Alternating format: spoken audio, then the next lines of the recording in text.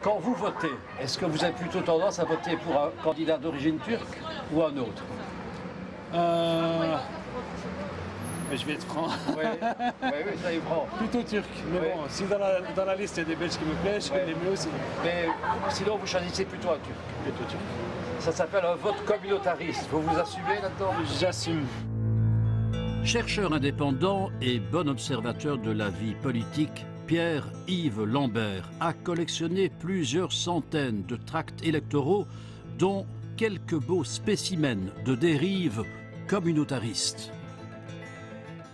Bon, on a par exemple des tracts qui sont des tracts bilingues français-turc, néerlandais-turc. Par contre, on a quelques tracts qui sont des tracts unilingues turcs. Où là, bon, évidemment, quand ça tombe entre les mains d'une personne qui ne comprend pas le turc, elle se demande si ce sont vraiment des élections en Belgique. Et ceci, c'est quoi? Donc ça, c'est après les élections de mai dernier, c'est les remerciements d'Emir Kir pour les électeurs qui ont voté pour lui. Oui. Et c'est des remerciements uniquement en turc. Ça a été affiché sur les vitrines de café turc à Saint-Josse. Saint-Josse-ten-Noode, maison communale, région bruxelloise, commune qui compte une très importante population d'origine turque.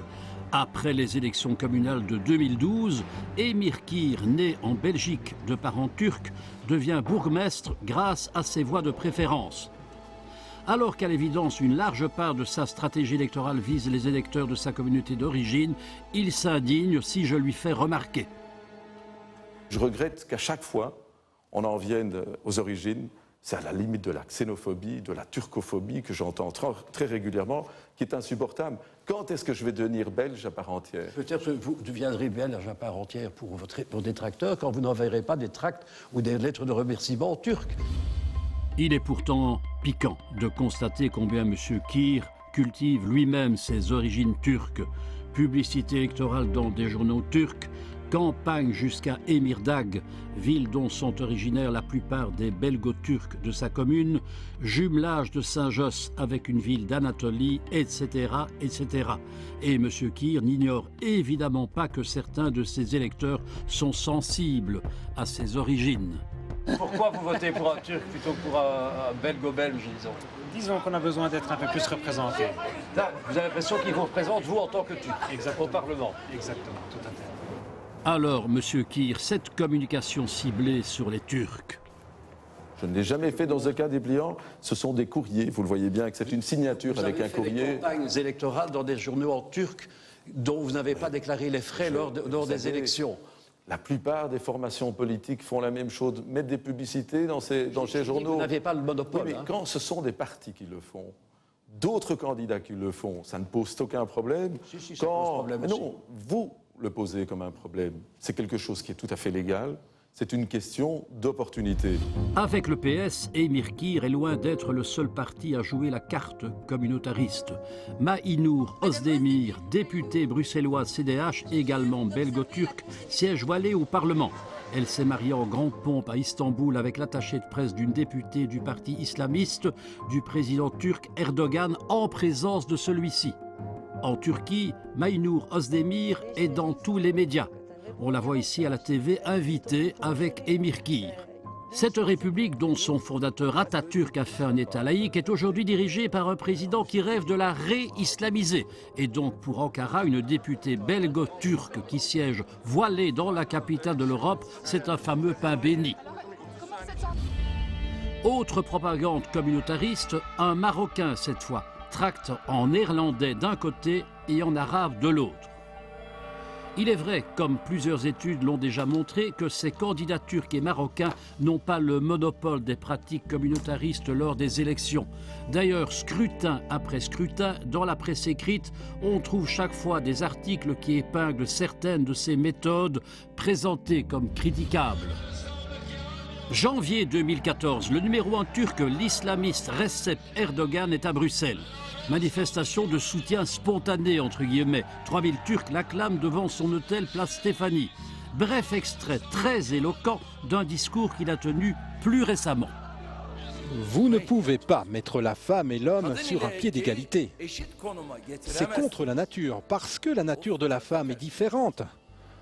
Notre religion, l'islam, a défini une place pour les femmes. C'est la maternité. Vous ne pouvez pas expliquer cela aux féministes parce qu'elles n'acceptent pas l'idée de la maternité.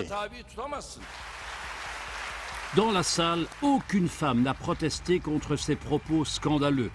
Comme ici à Bruxelles, le président turc tient visiblement à garder la patte sur 16 expatriés.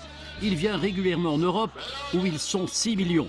Erdogan les exhorte à bien s'intégrer, mais à ne jamais s'assimiler, car pour lui, c'est un crime contre l'humanité. Erdogan a dit l'assimilation est un crime contre l'humanité.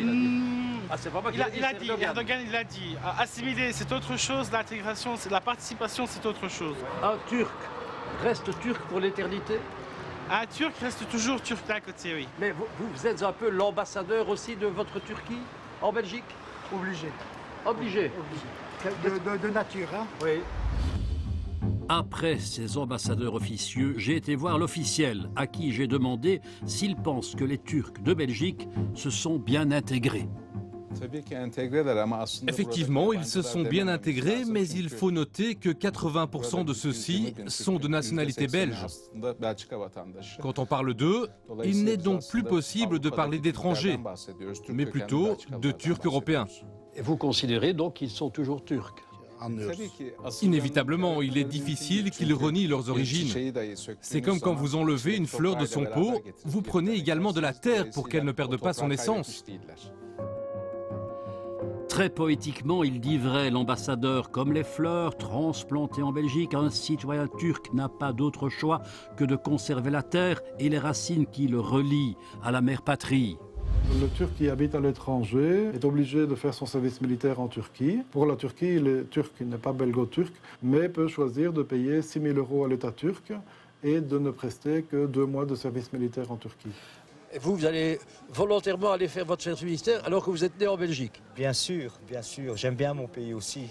Mais vous dites mon pays, mais c'est que lequel votre pays? La Belgique ou la Turquie? C'est la Turquie mon pays. Vous n'avez pas moyen de payer, donc vous allez faire votre service militaire. Oui. Vous ne trouvez pas ça bizarre que vous êtes belge et que vous devez faire votre service militaire? C'est un peu bizarre. Service militaire en Turquie? C'est un peu bizarre. Je dois maintenant vous parler de 2 formes de pouvoir occulte peu connues qui pourraient expliquer pourquoi certains belgo-marocains et certains belgo-turcs restent sous la coupe des pays d'origine. Il s'agit du Magzen côté marocain et de la Diyanet côté turc. La Diyanet, en gros, c'est le ministère des Affaires religieuses en Turquie. Donc, elle contrôle à la fois les mosquées, les imams, les profs de religion.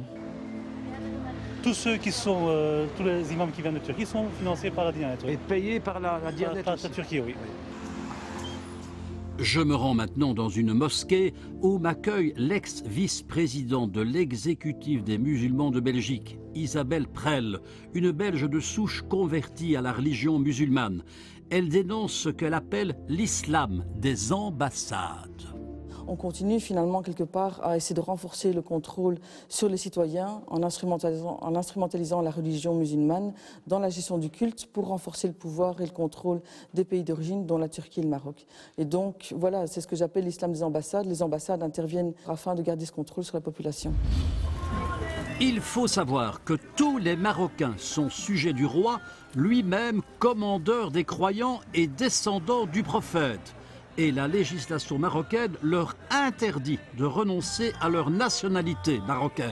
Vous êtes belgo-marocain, Ah oui. donc vous avez 2 rois. 2 rois, oui. Lequel vous préférez? Mon roi, moi. C'est-à-dire? Mohamed VI, hein. C'est le commandeur des croyants, on dit souvent. Oui. C'est le chef de la religion. Tout à fait, oui. C'est pour vous aussi. Oui, tout à fait. Vous êtes musulman, Oui, musulman. c'est un peu votre pape à vous, quoi. Tout à fait, tout à fait. Quand vous allez à la mosquée, c'est une mosquée marocaine. Oui, mais on ne croit pas dans le roi. Non? Non, vraiment Pourtant, pas. il est le commandeur des croyants. Non, vraiment pas. Moi aussi, je ne crois pas dans le roi. Je crois dans Allah. Oui. Mais le roi... Le roi du Maroc, pour vous, c'est rien. Il n'a rien à dire. Oui. C'est ça. Vraiment. Il n'a rien à dire, c'est soit on habite en Belgique, on n'habite pas au Maroc.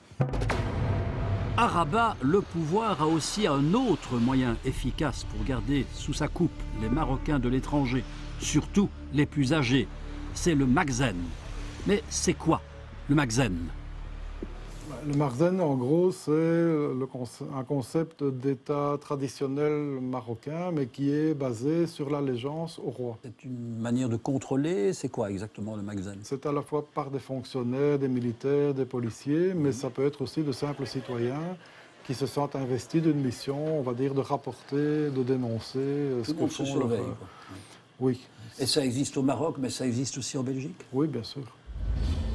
Une perle maintenant, représentation du Maroc à Bruxelles, où nous n'avons pas obtenu d'interview.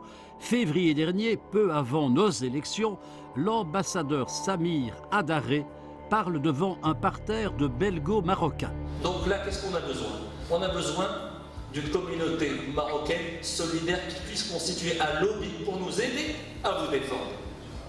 Alternant français et arabe, l'ambassadeur leur dit qu'il constitue une force extraordinaire et les exhorte à prendre exemple sur les Turcs qui, eux, sont bien mieux organisés pour se faire entendre. Sans le nommer, il parle d'un parti, à l'évidence le PS, dans lequel, dit-il, une majorité est avec nous et que Dieu protège, tout en s'en prenant virulemment à ceux qui, dixit, sont contre vos intérêts et ceux du Maroc. Il y a encore une autre raison qui pousse Rabat et Ankara à vouloir garder des liens très serrés avec leurs expatriés.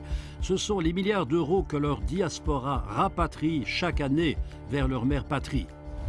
Quant à elle, Isabelle Prel, plutôt que ce qu'elle appelle des islams importés et contrôlés de l'étranger, elle prêche pour un islam made in Belgium.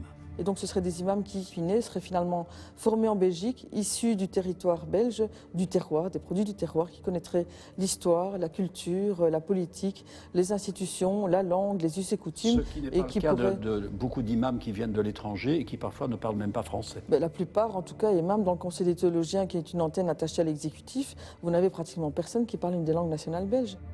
Avant de conclure, écoutez le véritable cri d'alarme que lance le policier maghrébin Hamid Benichou. Nous sommes dans une situation maintenant conflictuelle. Le vivre ensemble commence vraiment à s'écarter.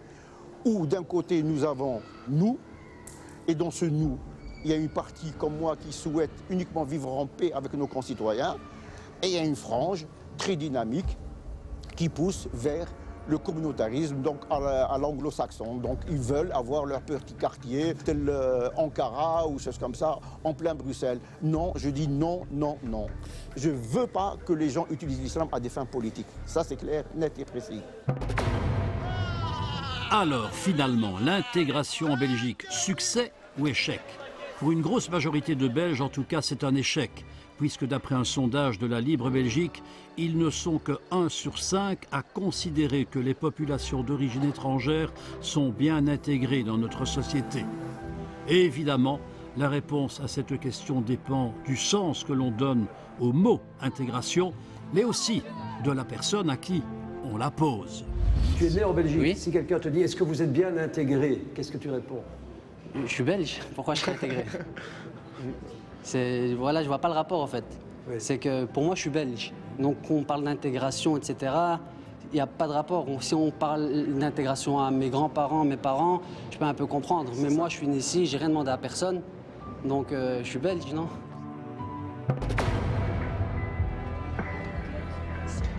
Fin de notre enquête, notre émission se termine. On peut ranger fleurs et cactus. Mais on se retrouve très bientôt sur RTL TVI pour ouvrir un nouveau dossier tabou. Allez, bonne soirée, ciao!